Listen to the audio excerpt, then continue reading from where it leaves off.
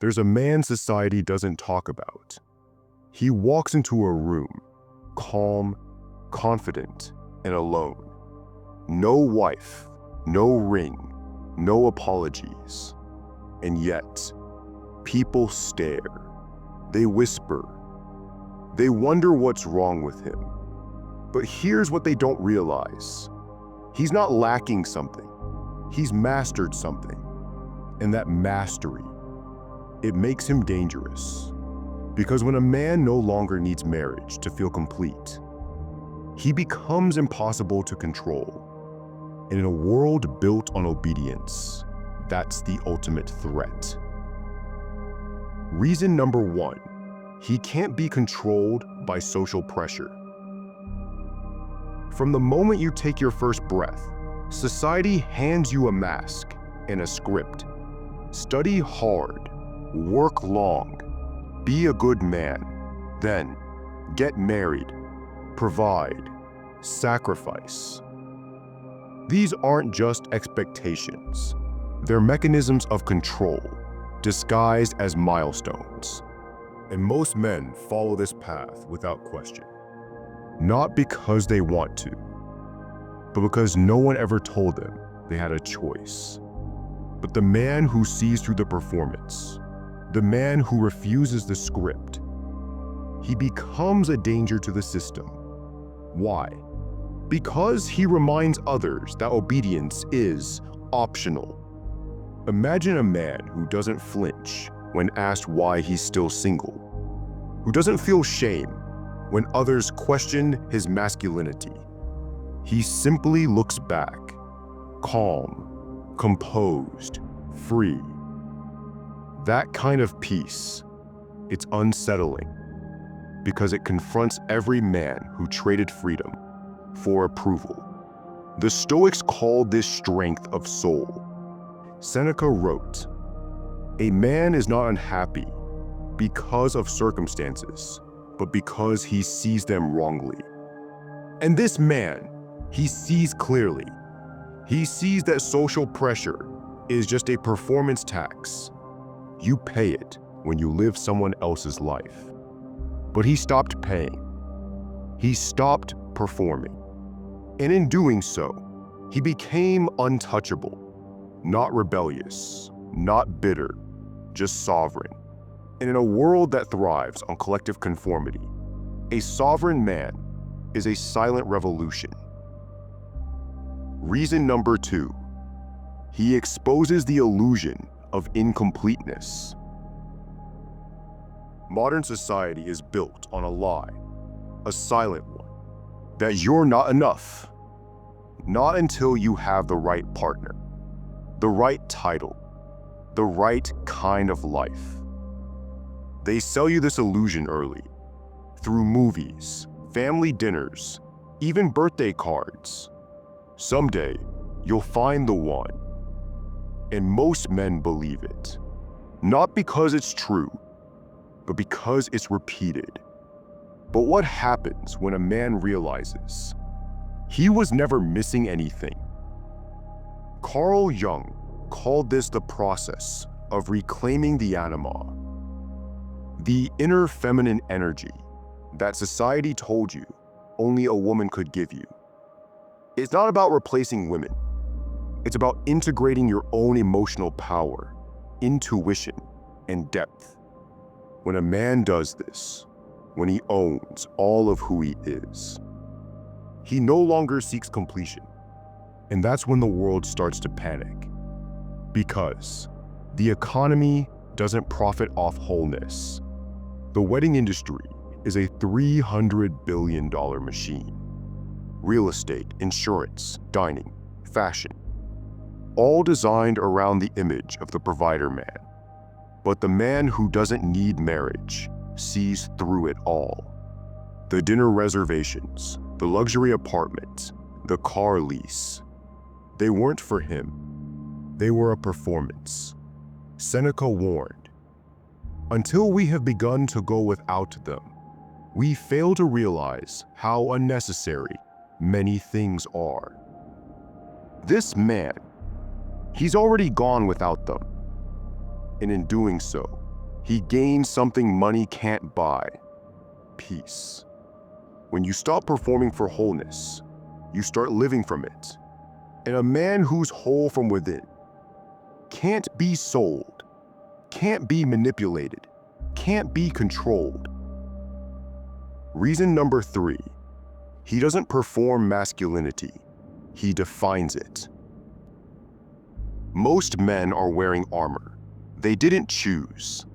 The suit, the smile, the silent suffering. They move through life, chasing titles, chasing women, chasing respect. Not because they want to, but because they believe they have to. They've confused masculinity with performance, providing, protecting, sacrificing, without ever asking, who told me this is what a man is? The man who doesn't need marriage has asked that question, and the answer shook him. He realized what Jung called the persona, the mask you wear to fit in, to be accepted, to feel like you belong.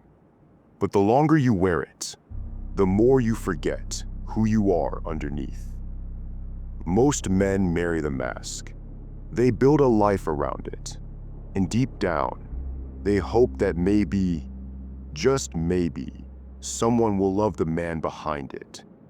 But the man who's done the work, who's walked through the fire of self-examination, he doesn't perform masculinity, he embodies it.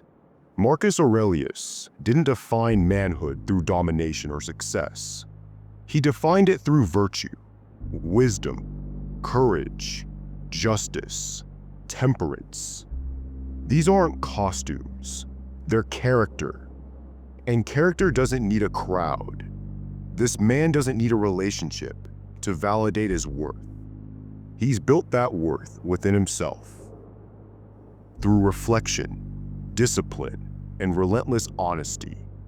He's not trying to be seen as a man. He's simply being one. And that's terrifying, because it exposes the truth.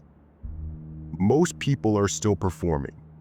So when others see him unapologetic, grounded, free, it doesn't just make them curious, it makes them uncomfortable, because his authenticity reveals their act, and his inner strength shatters their illusion of control. Reason number 4, he can walk away, and that changes everything. The most powerful man in any room is the one who can walk out of it, not out of anger, not to prove a point, but because his identity isn't tied to staying. Most men don't have that power. They stay in jobs they hate, relationships that suffocate them, lives that feel like cages. Why? Because deep down, they're afraid of being alone, afraid of disappointing others, afraid of being seen as selfish for choosing themselves. But the man who doesn't need marriage, he's already made peace with solitude. That's what terrifies people.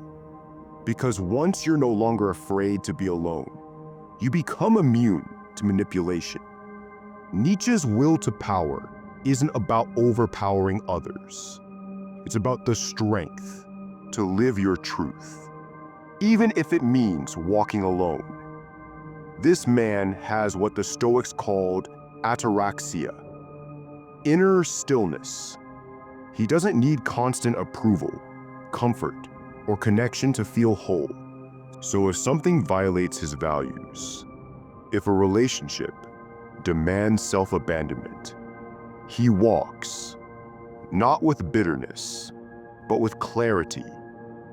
And in doing so, he exposes the invisible chains holding others in place. Because every time a man stays in something that diminishes him, he tells the world, "This is all I'm worth." But the man who walks away says something radical. "My peace is not for sale." And that one decision, It shakes the entire foundation of a society built on dependence. Reason number 5. He threatens the system that profits from his insecurity. There's an entire economy built on one idea, that you're not enough unless you're providing for someone else. It sounds noble, masculine even. Be a man, take care of her, build a life together. But beneath the surface, something more sinister is happening. When a man believes he needs a wife to be complete, he starts buying things to prove his worth. The bigger apartment, the engagement ring, the SUV. And the system loves this because your insecurity is highly profitable. The wedding industry alone is worth over $300 billion. Real estate, insurance, luxury goods, all designed around the image of the man who's providing. But the man who doesn't need marriage, he sees through it. He realizes that half of what he was working for wasn't for him. It was for perception. He's no longer trying to appear successful. He's trying to be free. Nietzsche wrote about the slave morality, a value system designed to keep people obedient and dependent. And nothing creates obedience faster than the belief that you're lacking something. The Stoics warned against this too. If you seek tranquility, do less, or do only what's essential. This man has started doing only what's essential, not what's expected. He no longer needs to perform provider to feel masculine. He no longer needs to chase status to feel powerful. And once he stops chasing, the system can no longer use him, no longer guilt him, no longer control him. He's not rejecting success. He's rejecting slavery. And that quiet rebellion, it's bad for business. Reason number 6, he forces everyone to question their own choices. He doesn't raise his voice. He doesn't argue. He simply exists, calm, whole, alone, by choice, not by default. And that's the real disruption, because his presence alone sends a message. You don't need what you were told you needed. Most men are terrified to ask themselves that question. What if I didn't want the things I've spent my life chasing? The man who doesn't need marriage becomes a mirror, not because he judges others, but because his life proves something radical. You can be complete without performing, without conforming, without obeying. Jung called this the dark night of the soul, a period of inner reckoning when everything false must die for the true self to be born. This man has been through it. He's walked that silent path most avoid. And on the other side, he found something dangerous. Authenticity, not as an act of rebellion, as a way of life. He no longer needs to explain himself. His clarity is his confidence. His independence is his attraction. His solitude is his strength. And the moment you see him, you start to wonder if your life is your own. That's why he terrifies society. Because he's not trying to destroy the old system. He simply doesn't need it. And once enough men feel that same clarity, the old world collapses. Final reason. Here's a moment of truth after everything you've heard. The pressure, the programming, the lies sold as love. You're left with one question. Are you building your life from authenticity or from expectation? The man who doesn't need marriage has already answered, not with words, but with how he lives. And now, it's your turn. What parts of your life are choices? And what parts are inherited scripts? Most people never ask, because the answer could change everything. But if you're ready to look, not away, but within, you might discover that the life you thought you wanted was never really yours to begin with. If you enjoyed this video, hit the like button, share your thoughts in the comments, and subscribe to our channel for more Stoic wisdom. See you in the next video.